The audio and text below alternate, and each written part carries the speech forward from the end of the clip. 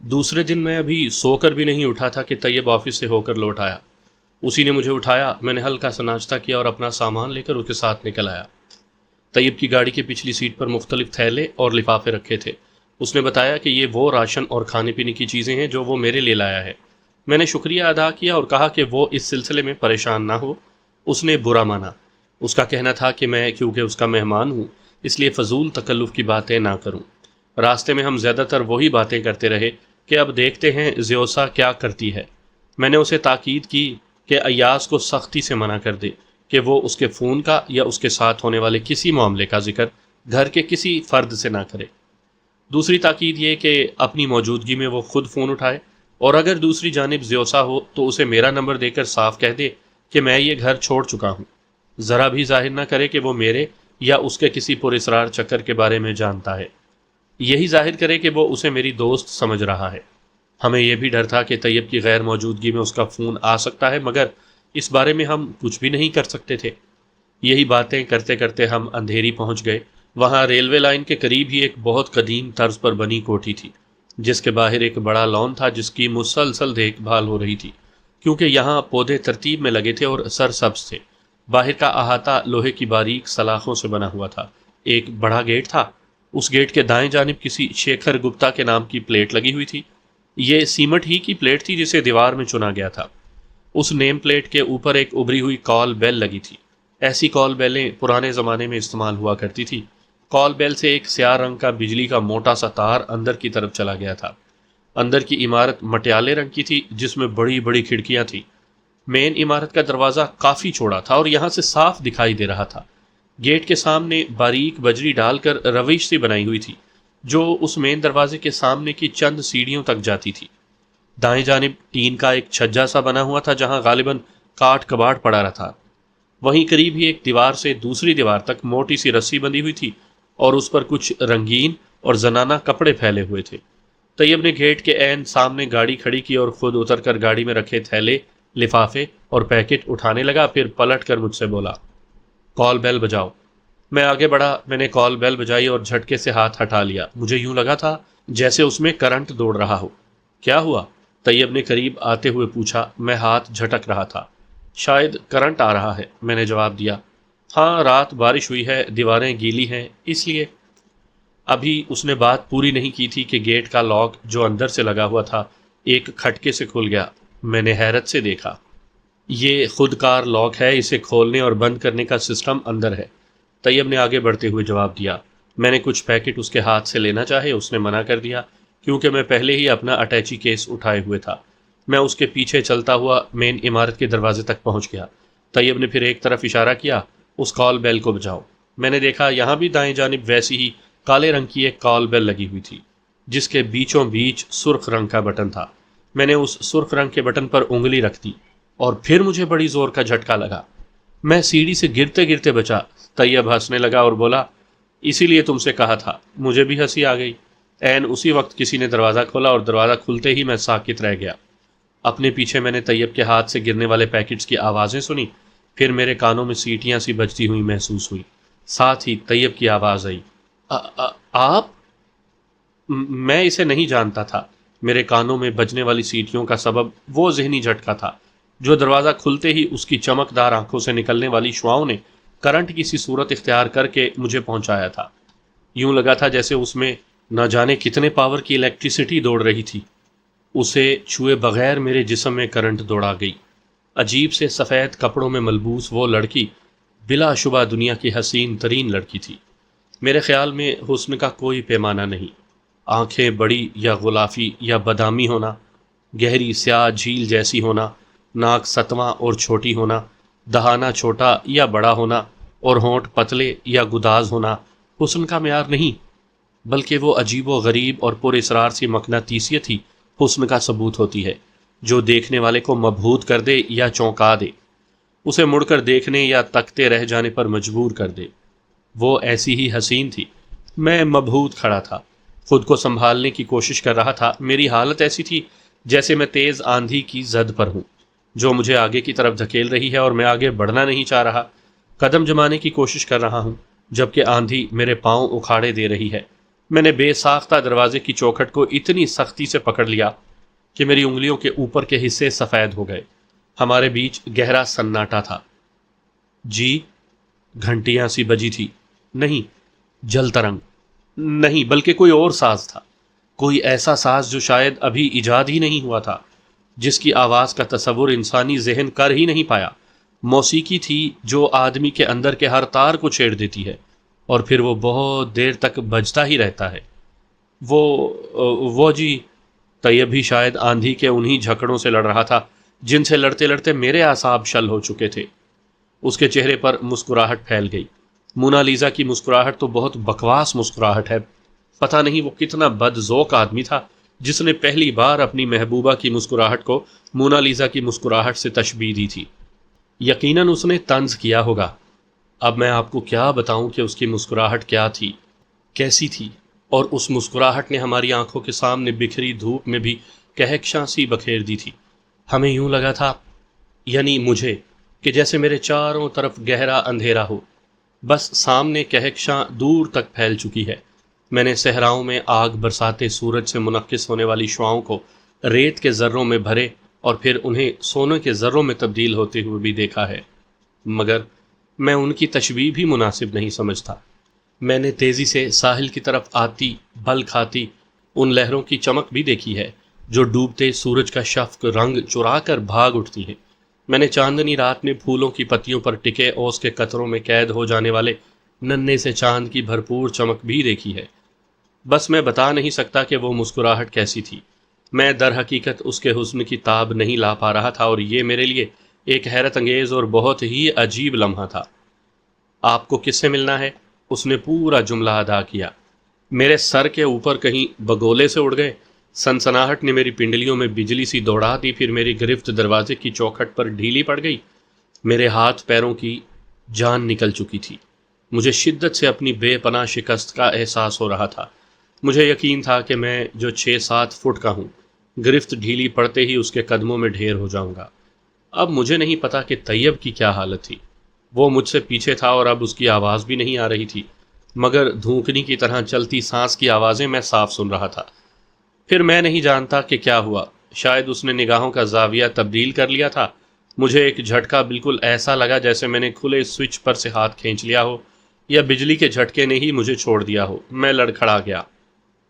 وہ ہمیں ایلیسیا سے ملنا ہے، یہ میری ہی آواز تھی، مگر یہ لب و لہجہ میرے لیے اپنے لیے قطعی اجنبی تھا۔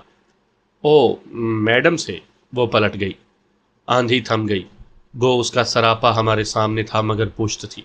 یہاں بھی کشش اتنی ہی تھی، مگر شاید اس کی آنکھیں زیادہ خطرناک تھیں۔ طیب گر پڑا، شاید اسے کرنٹ نے جھٹکا دے کر دور پھینک دیا تھا۔ میں نے طیب کی مدد کرنا چاہی مگر میں اپنا رخ ہی نہ پھیر سکا تو مدد کیا کرتا۔ وہ میرے سامنے نپے تلے قدم اٹھاتی اندر جا رہی تھی۔ وہ ابھی آتی ہیں، بازار تک گئی ہیں۔ آپ کا نام ضیاء الرب رضوی ہے نا؟ اس کا آخری جملہ سرگوشی اختیار کر چکا تھا، بلکہ سرگوشی کی باز گشت بن کر جیسے پوری کائنات میں چکراتا ہوا میری سماعت میں اترا تھا۔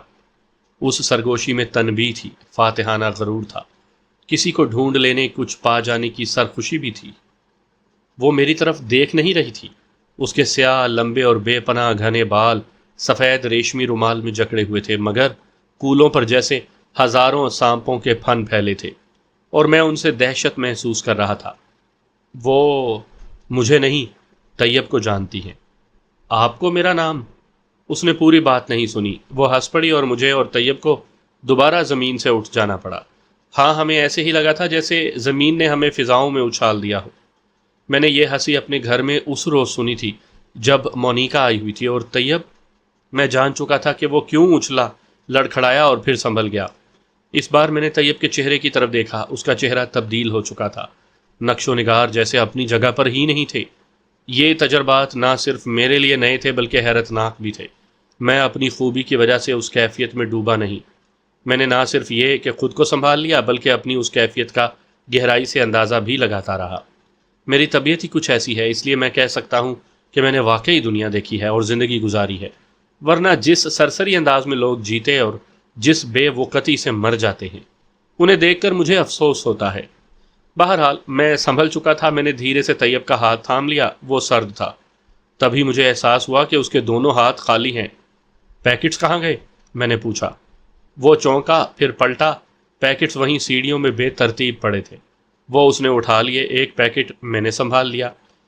میرے دوسرے ہاتھ میں اٹیچی کیس بھی تھا. اس نے اب تک میری بات کا جواب نہیں دیا تھا. وہ اب ہمیں لیے ہوئے ایک خوبصورت ڈرائنگ روم میں داخل ہوئی. یہاں کے خوابناک ماحول میں وہ کسی شاعر کے خیال کی طرح فضا میں تیرتی محسوس ہو رہی تھی. آپ یہاں رہیں گے؟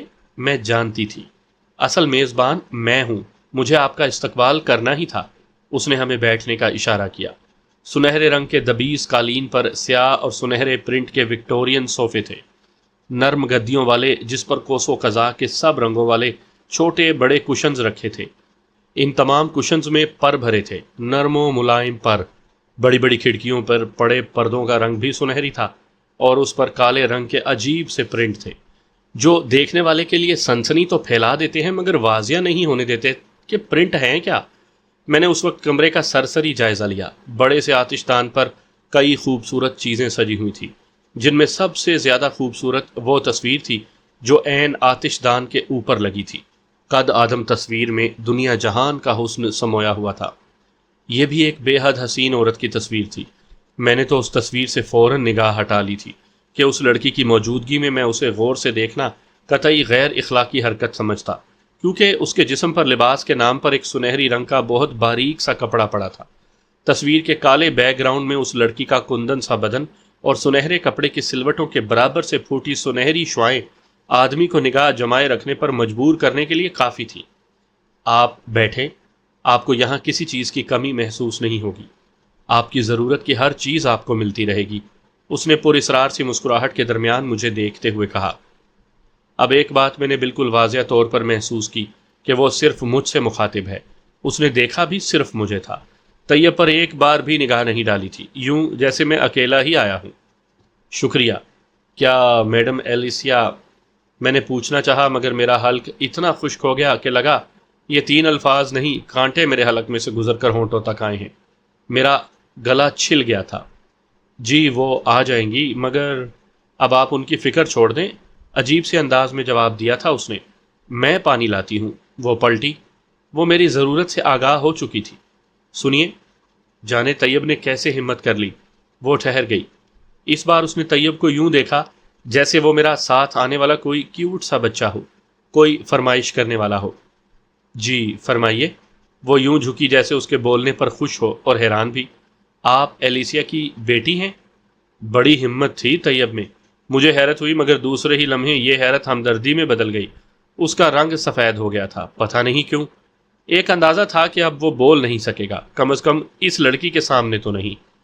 نہیں. وہ سیدھی کھڑی ہو گئی. اب میری نگاہ اس کے لباس پر پڑی. مجھے کچھ حیرت ہوئی.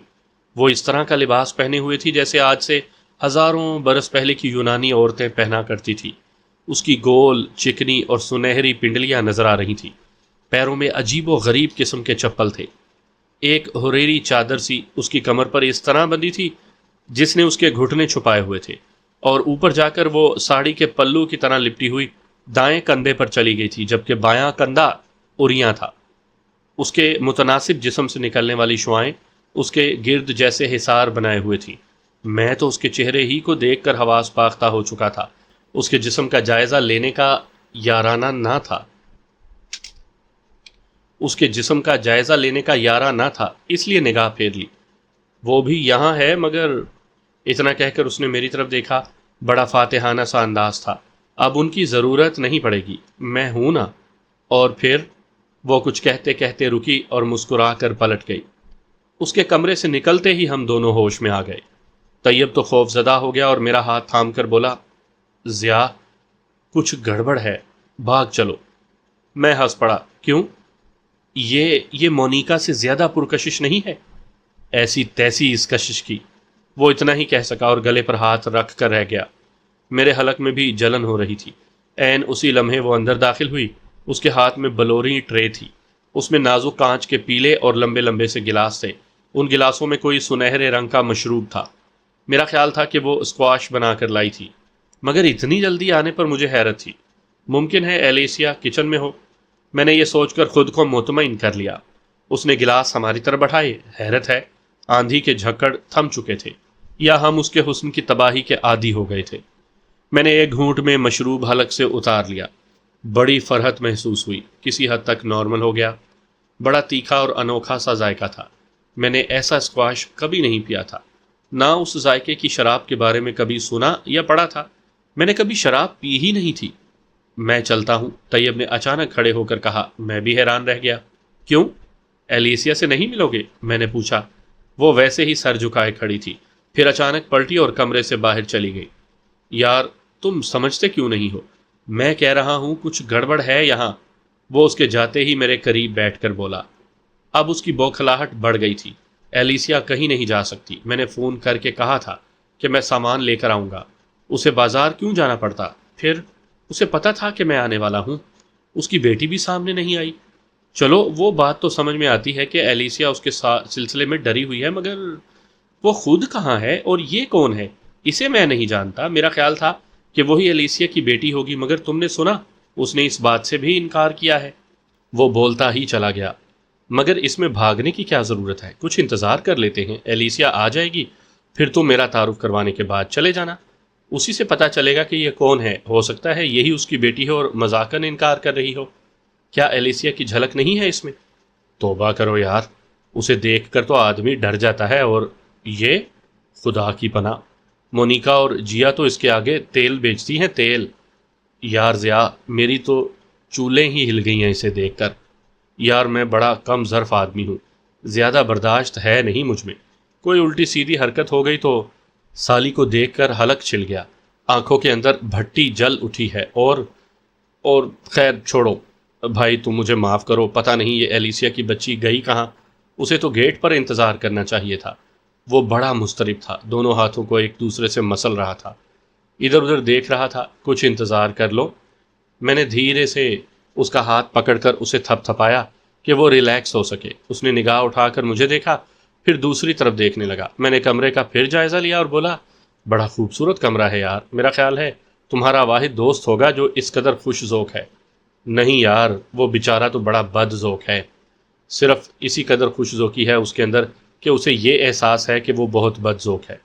طیب نے بھی ستائشی نگاہوں سے کمرے کو دیکھتے ہوئے جواب دیا۔ پھر یہ کمال تمہاری اس میڈم ایلیسیا کا ہے؟ نہیں، وہ بھی بہت پھوہڑ عورت ہے۔ پارٹی سے پہلے، یا میرا مطلب ہے کہ کسی دوست کو لانے سے پہلے، ہمیشہ مجھے یہ تاکید کرنا پڑتی ہے کہ وہ صفائی ضرور کر لے۔ میرے دوست صفائی پسند یا وی وی آئی پی ہیں۔ اس کے ساتھ ہی میں یہ بھی باور کرواتا ہوں کہ اس طرح اس کی ورزش بھی ہو جائے گی، اور وہ اس بار یقیناً مجھے 5 سال چھوٹی دکھائی دے گی۔ تبھی کچھ ہاتھ پاؤں ہلا لیتی تھی، مگر اپنے بناؤ سنگھار کے سلسلے میں زیادہ اور صفائی ستھرائی کے لیے کم۔ پھر یہ کمال اس کی بیٹی کا ہوگا، میں نے پُر یقین انداز میں کہا۔ یہ لڑکی، میں نے اس دروازے کی طرف اشارہ کیا جہاں اس پر اسرار لڑکی کا وجود غائب ہوا تھا۔ یقیناً اس کی بیٹی ہے۔ شاید اس کے بے پناہ حسن کی وجہ سے ہی ایلیسیا پریشان تھی کہ کہیں تم یا تمہارے دوست، اگر یہ اس کی لڑکی ہے تو میں اسے دنیا کا 8واں عجوبہ یا خدا کا آخری معجزہ ماننے کو تیار ہوں۔ ایلیسیا کے کمرے میں نے اس کے شوہر کی تصویر بھی دیکھی ہے، جو نیگرو تھا، انتہائی بد شکل، بدحیت اور خوفناک تھا، جبکہ خود ایلیسیا بھی 19-20 کے فرق سے ویسی ہی ہے۔ وہ کافی حیران تھا۔ میں پھر اسی لڑکی کو دوبارہ دیکھنے کی توقع میں کھلے دروازے کی طرف متوجہ ہو گیا۔ کسی کے چلنے کی آہٹ محسوس ہوئی، چاپ ابھری تو میں سنبھل کر بیٹھ گیا۔ اب میں خود کو کافی مضبوط محسوس کر رہا تھا۔ میرا خیال تھا کہ وہ جو اب سے پہلے ایک دھندلایا ہوا سا منظر تھا، اب کی بار خاصا واضح ہوگا۔ میں اپنے حواسوں پر گرفت سخت کر چکا تھا۔ میں بڑی گہرائی سے اسے دیکھنے اور محسوس کرنے کا متمنی تھا۔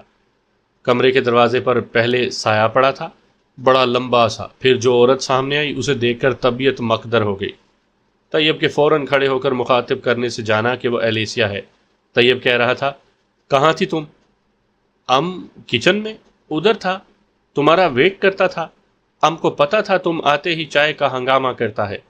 سوچا پانی رکھ کر گیٹ کھول دے گا، مگر اچانک وہ بولتے بولتے حیران ہو گئی ہے۔ اس نے پلٹ کر دور نظر آنے والے بیرونی دروازے کو دیکھا، پھر ہم دونوں کو حیرت سے تکتے ہوئے بولی، تم لوگ ادھر میں کیسا آیا؟ کیسا آیا؟ کیا مطلب؟ تمہیں بتایا تو تھا کہ ہم آ رہے ہیں۔ طیب جھلا گیا۔ बट डोर कौन खोला? वो अब भी हैरत से परेशान थी। तुम्हारी बेटी ने खोला था, मैंने जवाब दिया। वो चौंक कर मुझे देखने लगी। ये मेरे दोस्त ज़िया हैं, ये यहीं रहेंगे। ये पैकेट्स उठा लो, इनमें ज़रूरत की तमाम अशिया हैं। अगर फिर भी। हमारा बेटी? You mean my daughter? उसने तैयब की बात पर ध्यान ही नहीं दिया।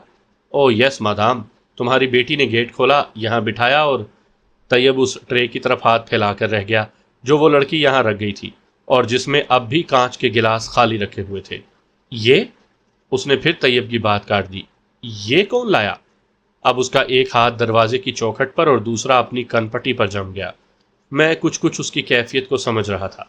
मैं जल्दी से आगे बढ़ा। मैंने उसे सहारा देकर करीबी सोफे पर बिठा दिया। अब तैयब भी कुछ परेशान हो गया। मैडम, क्या बात है? आप क्यों परेशान हैं? मैंने सवाल किया। हमारा डॉटर आज सवेरे चला गया। उसका अंकल और अंकल का डॉटर आया और उसको अपने घर ले गया और बोला इधर गेस्ट आना मांगता है और तुम लोग बोलता कि हमारा डॉटर बिठाया। और ये उसने भी ट्रे को खौफजदा निगाहों से देखा। मगर वो लड़की? तैयब ने कुछ कहना चाहा मगर मैंने हाथ के इशारे से उसे रोक दिया।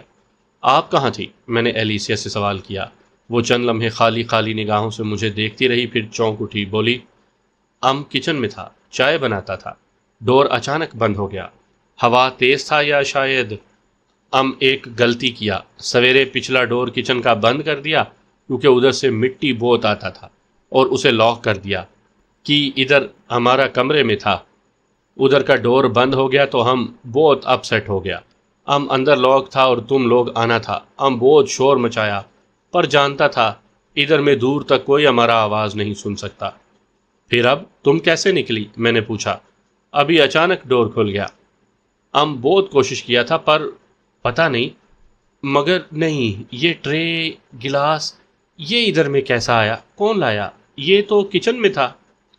अब तैयब सफ़ेद हो चुका था। मैं जान गया कि बात उसकी समझ में आ चुकी है। मैं तो बहुत कुछ समझ गया था और ये भी सोच चुका था कि अब मुझे क्या करना है। मगर एलिसिया को मुतमईन करना बहरहाल ज़रूरी था। ये जानना भी कि यहाँ ऐसा वाक़या पहली बार हुआ है या अब से पहले भी हुआ है। तैयब उसे हकीकत बताने को बेचैन था। मैंने उसे बोलने दिया। खुद एलिसिया के चेहरे का जायज़ा लेता रहा। वो वाकई एक बदशक्ल औरत थी।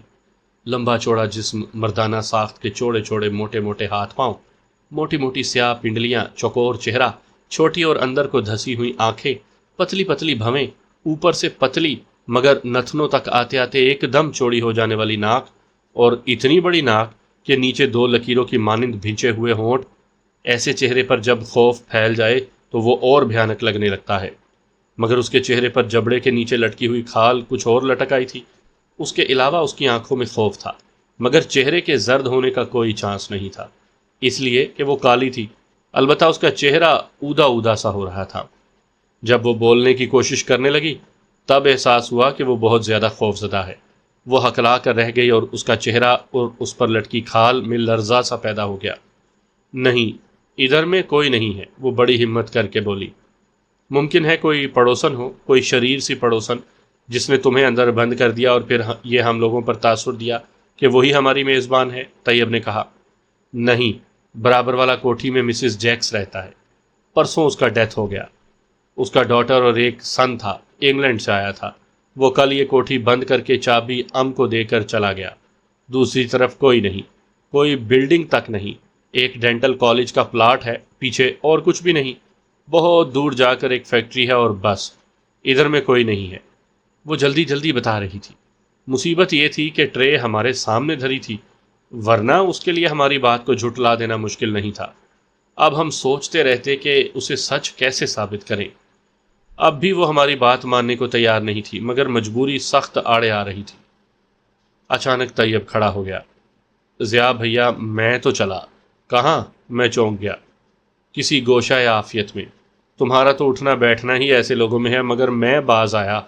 ऐसा हुस्न जो दहशत ज़दा कर दे, चूल्हे हिला दे, आदमी को जीता ना छोड़े, इससे तौबा ही भली। कमाल है। हुस्न और हसीन लोगों का मुझे ना तो तजर्बा है, ना उनमें उठने बैठने की तमीज़, ना दोस्ती का शौक़। तुम्हारे लिए तो यहाँ काफ़ी चार्म मौजूद है। मेरा ख्याल है कि तुम मोनिका को भूल जाओगे। मैं मुस्कुरा दिया। नहीं यार, ठीक है कि मोनिका उसका अशरे अशीर भी नहीं, مگر میرے لیے وہی کافی ہے۔ ویسے میرا مخلصانہ مشورہ ہے کہ تم واپس گھر چلو، یہاں معاملہ زیادہ گمبھیر لگتا ہے۔ نہیں، میں نے چند لمحے سوچنے کے بعد کہا، میں یہیں رہوں گا۔ دو بدو باتیں مجھے بھی پسند ہیں۔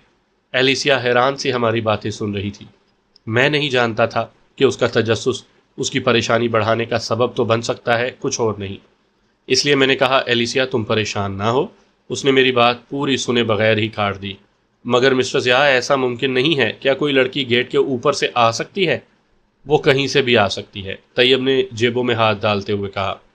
ممکن ہے وہ اس سے زیادہ بھی کچھ کہتا، مگر میں نے آنکھ کے اشارے سے اسے منع کر دیا۔ میں نہیں چاہتا تھا کہ ایلیسیا خوف زدہ ہو۔ حیرت کی بات یہ تھی کہ میں اندر سے بے پناہ مطمئن ہو چکا تھا۔ مجھے یقین آ گیا تھا کہ وہ زیوسا یا اس کی کوئی کارستانی ہوگی۔ اطمینان بھی بہت تھا کہ اسے علم ہو چکا ہے کہ میں طیب کا گھر چھوڑ آیا ہوں، اور یہی تو میں چاہتا تھا۔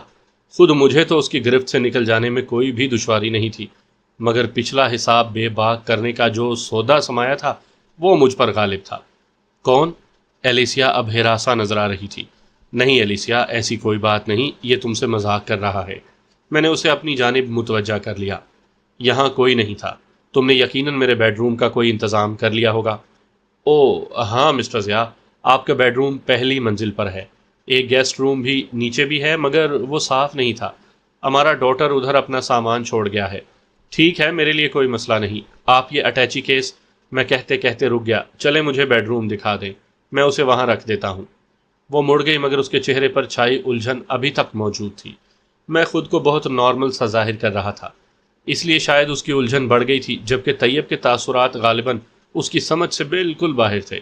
طیب بھی میرے ساتھ ہو لیا۔ یہاں اندر ہی کی جانب کچن کے دروازے سے ملی ہوئی سیڑھیاں تھیں جو پہلی منزل تک جا رہی تھیں۔ یہ سیڑھیاں لکڑی کی تھیں جو ہمارے قدموں تلے چرک چوں بول رہی تھی۔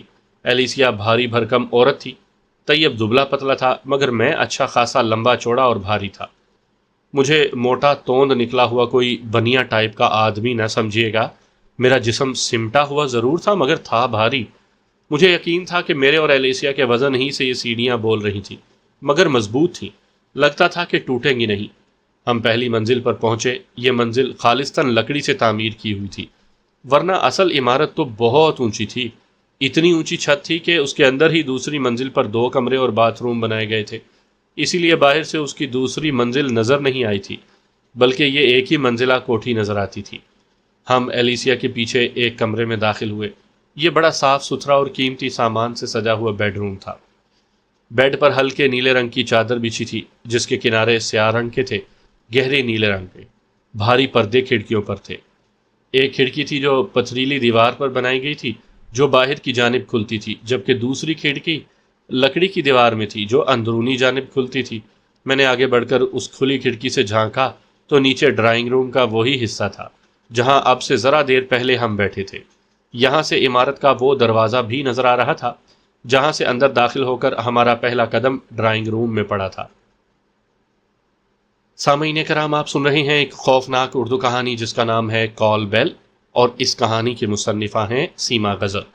یہ اس سلسلے کی قسط نمبر 23 ہے۔ مجھے امید ہے آپ کو میری یہ کاوش پسند آ رہی ہوگی۔ آپ نے اگر ابھی تک میرا چینل کہانی گھر سبسکرائب نہیں کیا تو ابھی میرے چینل کو سبسکرائب کر کے بیل نوٹیفیکیشن آن کر لیجئے تاکہ آنے والی ہر نئی کہانی کی اطلاع بر وقت آپ تک پہنچ سکے۔ دوسری کھڑکی سے باہر گیٹ کا منظر دائیں جانب نظر آتا تھا، گویا میں اندر اور باہر دونوں طرف کا نظارہ ان کھڑکیوں سے کر سکتا تھا۔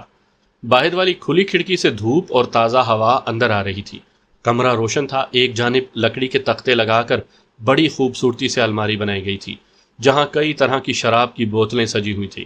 اس الماری سے 2 قدم آگے کی طرف ایک لمبا تختہ تھا جو کاؤنٹر کی طرح تھا، اور اس تختے کے نیچے گول سٹول رکھے تھے۔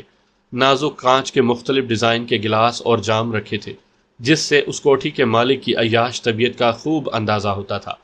دیواروں پر اکثر جگہ عورتوں کی پینٹنگز لگی ہوئی تھی۔ ان کے خطوط واضح نہیں تھے بلکہ یہ تجریدی آرٹ کے نمونے تھے۔ ایک تصویر بیڈ کے بالکل سامنے والی دیوار پر لگی تھی۔ اس میں مصور نے نیلے رنگ کو جا بجا ہلکے اور گہرے رنگ میں استعمال کیا ہوا تھا۔ پہلی نگاہ میں جان ہی نہیں پایا کہ اس نے کیا بنانے کی کوشش کی ہے، مگر وہاں ایک آنکھ بے حد واضح نظر آئی تھی۔ میں کمرے کا تفصیلی جائزہ لے رہا تھا، ممکن ہے اس تصویر کو بھی سمجھنے کی کوشش کرتا کہ طیب نے میری توجہ ادھر سے ہٹا دی۔ ضیاء تم بہت ڈھیٹ مگر بے خوف آدمی ہو، تمہیں ذرا ڈر نہیں لگ رہا کہ وہ یہاں بھی پہنچ گئی؟ وہ بیڈ پر بیٹھا تھا۔ میں اس بیڈ کے دائیں طرف دیوار کے ساتھ بنے صوفے پر بیٹھ گیا۔ ایلیسیا غالباً نیچے جا چکی تھی، اسی لیے تو یہاں آیا ہوں۔ میں نے گہرا سانس لیا، یہی مقصد تھا میرا۔ میں نہیں چاہتا تھا کہ میری وجہ سے تم لوگوں کو۔ تمہیں کیسے پتا کہ وہ اب بھی ہم لوگوں کو تنگ نہیں کرے گی؟ یار جو آفت میرٹھ سے دہلی اور پھر دہلی سے بمبئی آ سکتی ہے، وہ… طیب جھلا گیا تھا۔ گمان ہے کہ اگر اس میں ذرا بھی شرافت ہوئی تو اسے ادھر کا رخ نہیں کرنا چاہیے۔ اگر وہ باز نہیں آئی تو پھر میں اسے چھوڑوں گا نہیں۔